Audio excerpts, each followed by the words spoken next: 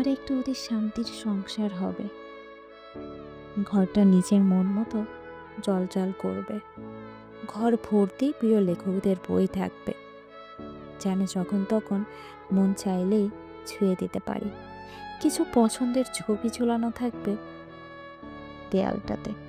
টাকা জমলে আকাশের নীল বা সেই স্ক্রিন রং দিয়ে শোবার ঘরটা পেইন্ট করা হবে।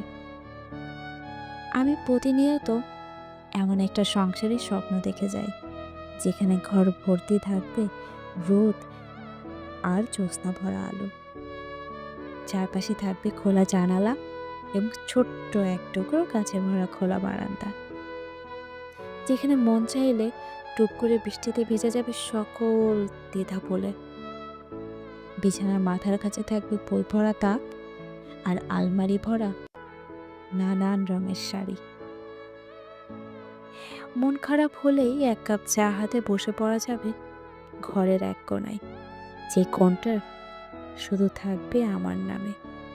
একটা নিজের সংসার, যেখানে শুধুই থাকবে আমার হস্তক্ষেপ, যেখানে ঘড়ির কাঁটা সকাল 10টা পেরিয়ে গেলেও কারোর ভয়ে বুক ধুক করে উঠবে না, যেখানে মন চাইলে মাঝরাতে পছন্দের খিচুড়ি রান্না করে ফেলা যাবে।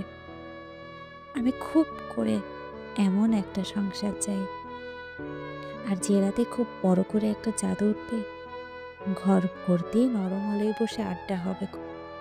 হৃদয়ের খুব গহীনে তিত্তির করে বয়ে যাওয়া স্রোতস্বিনী নদীটির শব্দ উঠবে, সাথে থাকবে সাবিয়া ইয়াসমিনের কণ্ঠে, একই সোনার আলোয় জীবন ভরিয়ে দিলে।